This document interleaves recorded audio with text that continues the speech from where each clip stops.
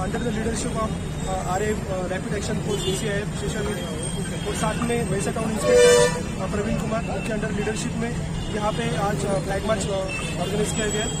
इस flag march में total police की तरफ से टोटल 140 पुलिस पर्सनल और साथ में ऑफिसर यहाँ पे पार्टिसिपेट हुए।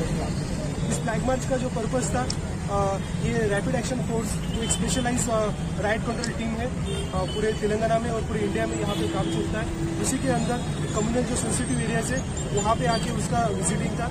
उसी के अंदर रैपिड एक्शन फोर्स के ऑफिसर्स सभी लोग यहाँ पे आके एक सरप्राइज फ्लैग मार्च यहाँ पे अरेंज किया गया। इसके अंदर मॉर्निंग में भी मुदल पुलिस स्टेशन लिमिट में वहाँ पे फ्लैग मार्च अरेंज किया गया था। अभी भैंसा टाउन पुलिस स्टेशन लिमिट में जो मार्केट एरिया है वहाँ पे फ्लैग मार्च अरेंज किया जा रहा है। इसका जो पर्पस है, रैपिड एक्शन फोर्स का जितने भी भैंसा टाउन पुलिस स्टेशन लिमिट में जो भी कम्युनली सेंसिटिव एरियाज है जैसे कि पंडिशा मॉक्स, इसके बाद में बाकी जो हिंदू मुस्लिम मिक्स एरिया है वहाँ पे इनका तरफ से विजिट दिया जाएगा, ताकि भैंसा में किसी भी तरह का कम्युनल वायलेंस यदि होता है, किसी भी तरह का कोई इशू होता है तो वहाँ पे इमीडिएटली वहाँ पे आ सके, ताकि उनको बेसिक चीज़ें उनको पता हो। इसी के अंदर एक विजिटिंग टू कम्युनल प्लेसेस इसका एक पर्पज रहा है। भैंसा की बात की जाए तो भैंसा में ऑलरेडी पुलिस की तरफ से प्रिपेयर्डनेस एक मेंटेन किया जा रहा है, ताकि किसी भी तरह का अनफॉर्चुनेटली कोई इंसिडेंस होता है, कोई कम्युनल इश्यू होता है तो उसके अंदर पुलिस की तरफ से एक प्रॉम्प्टली इमीडिएट एक्शन लिया जाए। इसके अंदर पुलिस की तरफ से ऑलरेडी स्पेशल PSSP बटालियन यहाँ पे इस्टेब्लिश किया गया है, इसके सब हेडक्वार्टर बनाया गया है।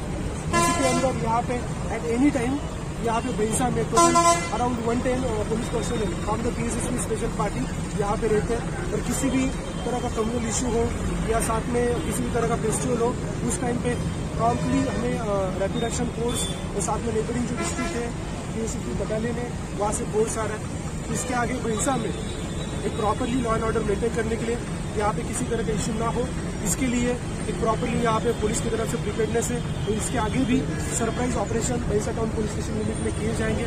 उसके अंदर फ्लैग मार्च हो या किसी तरह का bombing operation, audience search operation या रैंडम नाइट ऑपरेशन हो, इस ऑपरेशन रैपिड एक्शन फोर्स और साथ में जो पुलिस फोर्स है इन सभी तरफ से किए जाएंगे।